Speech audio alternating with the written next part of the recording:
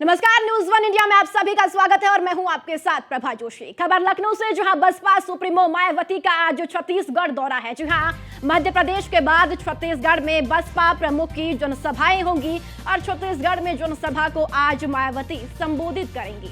बिलासपुर के science college मैदान में जनसभा का आयोजन किया जाएगा। ये बड़ी जानकारी आपको बता दें, बसपा सुप्रीमो मायावती छत्तीसगढ़ में भी अब एक्टिव नजर आ रही है। जनसभाओं का आयोजन छत्तीसगढ़ में भी हो रहा है।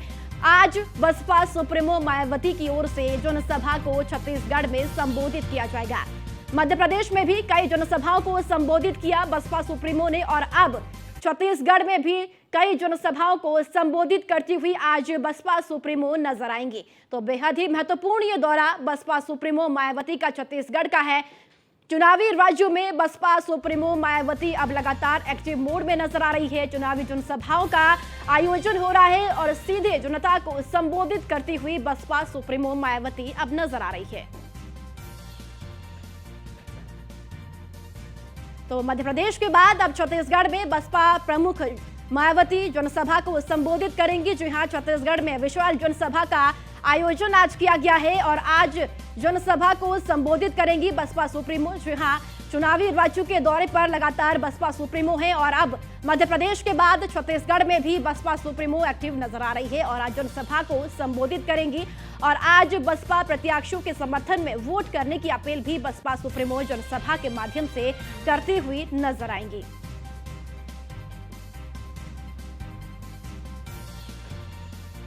मध्य प्रदेश के बाद अब छत्तीसगढ़ में भी एक्टिव मोड पर बसपा सुप्रीमो मायावती नजर आ रही है। जी हां, आपको बताते चले कि आज छत्तीसगढ़ का दौरा है बसपा सुप्रीमो का और मध्य प्रदेश के बाद छत्तीसगढ़ में भी बसपा प्रमुख जनसभा को संबोधित करेंगी।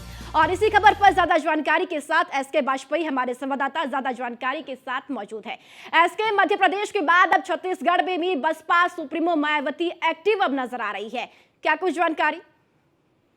बिल्कुल निश्चित तौर पर, क्योंकि हम देख रहे हैं तो बीएसपी सुप्रीमो लगातार उत्तर प्रदेश के साथ ही दूसरे प्रदेशों में एक्टिव दिखाई दे रही है। हालांकि कुछ दिन पहले ही उन्होंने अलग अलग प्रदेशों की यूनिटों के साथ बैठक की थी, जिसको लेकर किस तरीके से जनसभाएं होंगी, कहां पर रैली सब रखे जाएंगे और लोगों की भीड़ को लेकर खासतौर पर वो क्षेत्र जहां पर बसपा जनाधार रखती है उन क्षेत्रों के चयन को लेकर लंबी बैठकों का दौर लगातार चला था। अब बीएसपी सुप्रीमो लगातार प्रदेशों के दौरे कर रही है और कोशिश कर रही है जो 5 राज्यों में विधानसभा चुनाव हो रहे हैं उसमें अपनी पार्टी को कहीं न कहीं बेहतर ढंग से खड़ा किया जाए, क्योंकि बीएसपी राष्ट्रीय स्तर की पार्टी है और उसको इसका पहले ही तमगा भारत निर्वाचन आयोग की तरफ से मिल चुका है, क्योंकि उत्तर प्रदेश के साथ ही मध्य प्रदेश, छत्तीसगढ़ और राजस्थान जैसे राज्यों में भी बीएसपी के विधायक रहे। हालांकि राजस्थान के विधायक जो जिनकी संख्या 6 थी वो पहले कांग्रेस में शामिल हो गए थे। तो यही एक वजह है कि बीएसपी दोबारा से कोशिश कर रही कि उन प्रदेशों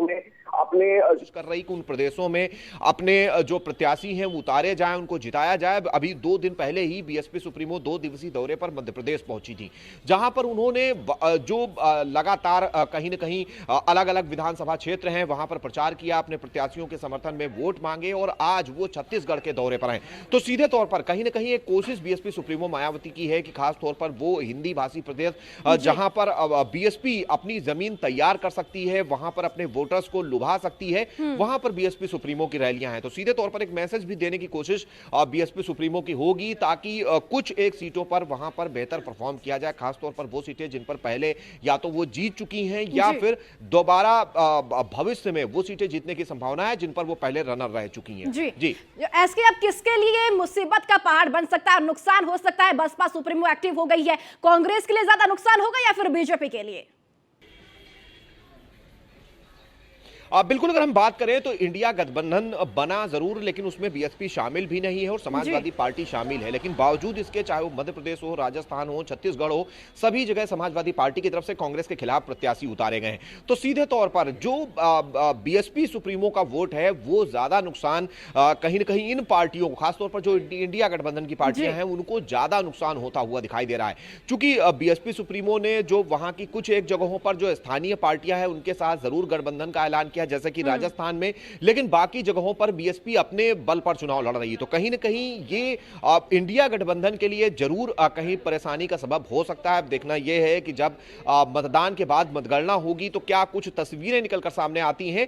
हालांकि बीएसपी सुप्रीमो की अभी तक की जो कोशिश है वो यही है कि बिना किसी दल के अपने बल पर ज्यादा से ज्यादा सीटें गेन की जाएं, ज्यादा से ज्यादा वोटर्स को अपने साथ जोड़ा जाए, अपने मैसेज को दिया जाए। खासतौर पर उत्तर प्रदेश में जब 2007 से लेकर 2012 के बीच में उत्तर प्रदेश में बीएसपी की सरकार थी तो उस समय की कानून व्यवस्था, उस समय की चीजों को बताने की कोशिश होगी और इसके जरिए एक मैसेज भी वहां के वोटर्स को देने की कोशिश होगी कि अगर वहां पर बीएसपी अच्छी मेजॉरिटी में आती है तो किस तरीके की चीजें वहां पर की जाएंगी। खासतौर पर वो वर्ग जिसको बीएसपी टारगेट करके कहीं ना कहीं आगे बढ़ती है, जो बीएसपी का कोर वोटर भी माना जाता है, खासतौर पर जो दलित वर्ग से लोग आते हैं। अब कितना फायदा इन प्रचार अभियानों का बीएसपी को मिलेगा ये तो आने वाला वक्त बताएगा, लेकिन कहीं ना कहीं बीएसपी लगातार कोशिश कर रही है कि उत्तर प्रदेश के साथ ही दूसरे प्रदेशों में भी अपनी जड़ें मजबूत की जाए, वहां पर भी अपने जनाधार को बढ़ाया जाए और जिस तरीके से पहले के चुनाव में परफॉर्म होती रही कुछ इस तरीके की परफॉर्म इस बार भी चुनाव में दिखाई जाए। जी चलिए ठीक है, इसके बहुत बहुत शुक्रिया जानकारी साझा करने के लिए।